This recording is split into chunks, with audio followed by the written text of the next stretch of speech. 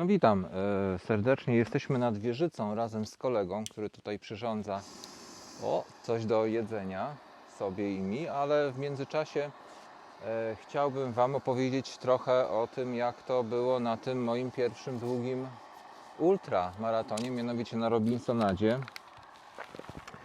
I tak jak jeśli ktoś oglądał relacje z Robinsonady, to tam wspomniałem, że o takich rzeczach, które wymagają poprawy, to Wam opowiem. Także trasa charakteryzowała się długością, znaczy były 3 długości. Ja wybrałem tą długość 505 km. Przejrzałem ją wcześniej i okazuje się, że ona się mniej więcej zgadzała ze wszystkim, co sobie zobaczyłem na Google Earth, jeżeli chodzi o podłoże.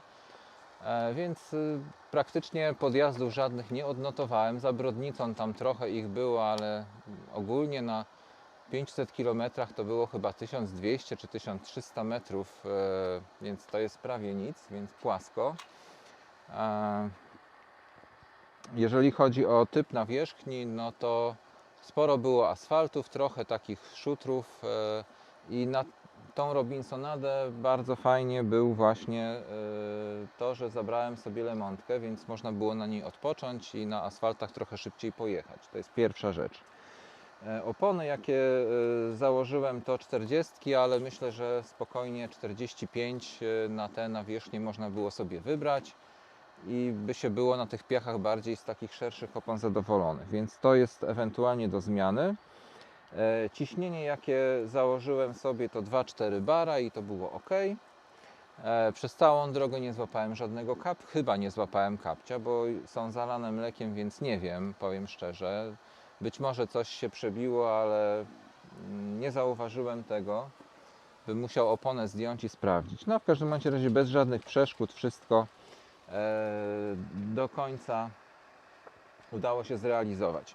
Natomiast jeżeli chodzi o to, jak rower był przygotowany, no to ja tutaj dokonałem pewnych zmian, bo miałem dużo mniejszą torbę podsiodłową, właśnie o 1-litrową zaledwie, i to był błąd. Należało wziąć większą. Natomiast zrezygnować całkowicie z tego paśnika z przodu i ten rower teraz, tak jak jest przygotowany, jest o wiele lepszy do tej trasy niż był, więc dlatego mówię, że to jest taka wersja poprawiona. To jeżeli chodzi o bikepacking. Jeżeli chodzi o tą torbę, tutaj ten konkretny model to jest Evoque Boa 2-litrowy. Ją mam dzisiaj drugi raz, na takiej drugiej wycieczce. Naprawdę nie kolebię się na boki, weszło tutaj wszystko, co chciałem. Jeszcze jest nawet troszeczkę miejsca i można, co ważne, jeszcze przymocować tutaj na dole taką lampkę. Jeżeli chodzi o wyposażenie, no to tutaj mamy ćwiartkę od Jackpacka, w której tej ćwiartce tutaj z jednej strony mam klucze, a z drugiej była apteczka, czyli środek dezynfekujący i plastry. Żadna z tych rzeczy się nie przydała na szczęście, oprócz środka dezynfekującego, bo to się przydał do po prostu higieny. Ta górna torba była poświęcona na sprzęt elektroniczny. Tutaj miałem na tej zapasową baterię, czyli po prostu powerbank i rzeczy, 3 bidony. To już do wyboru, jak to tam można było sobie, czy w ten dolny włożyć coś innego. Ja akurat miałem wszystko przeznaczone na napoje i to było w miarę dobrze, chociaż powinien mieć camelbacka, żeby się tylko zatrzymywać na pit stopach i nie zajeżdżać już do sklepików. No ale właśnie tego camelbacka zapomniałem i to było to, co trzeba było zmienić. Ten licznik Karu też właśnie on zawiódł mnie trochę, bo przygotowałem trasę 500 km i on niestety nie ogarnął sobie tej trasy w całości. Musiałbym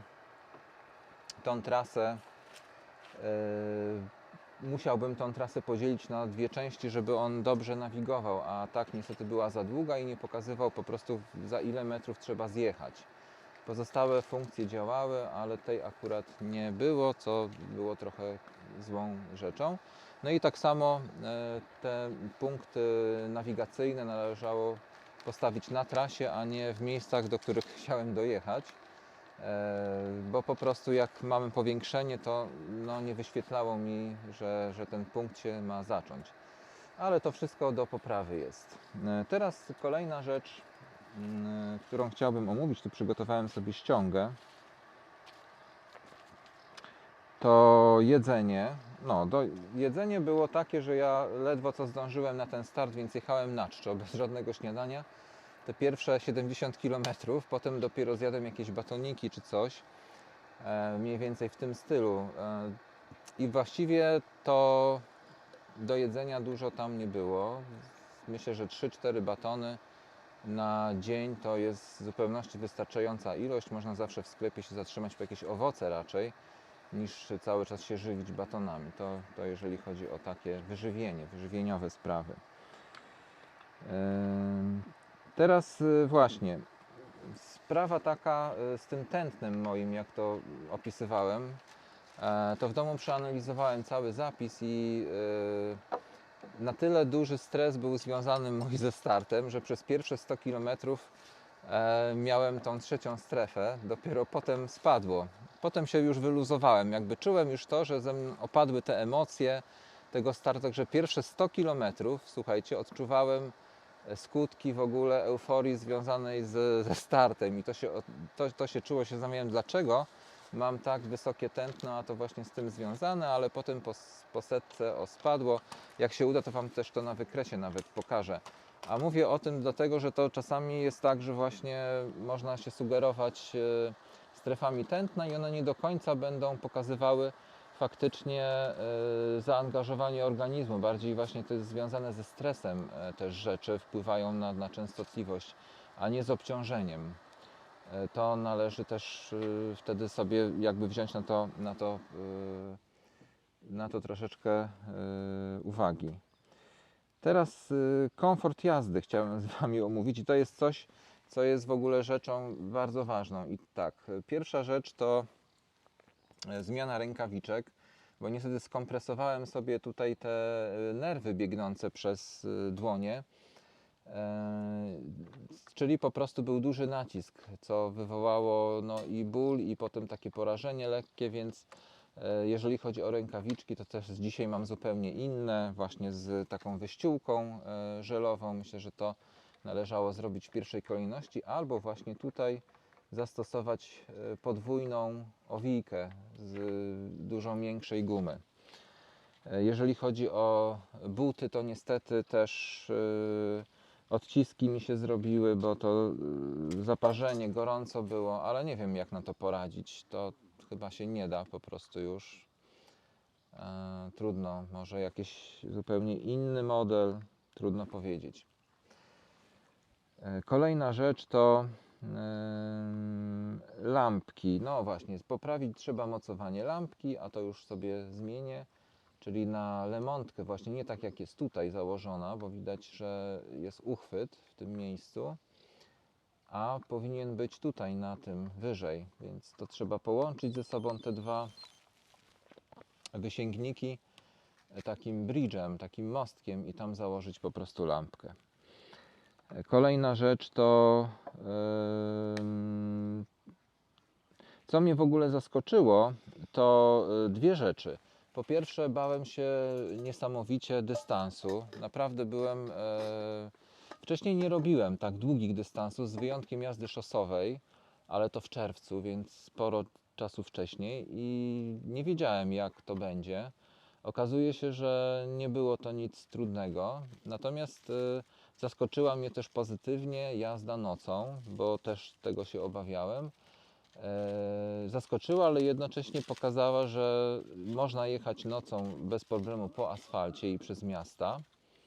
Nie wymaga to jakby dużego zaangażowania.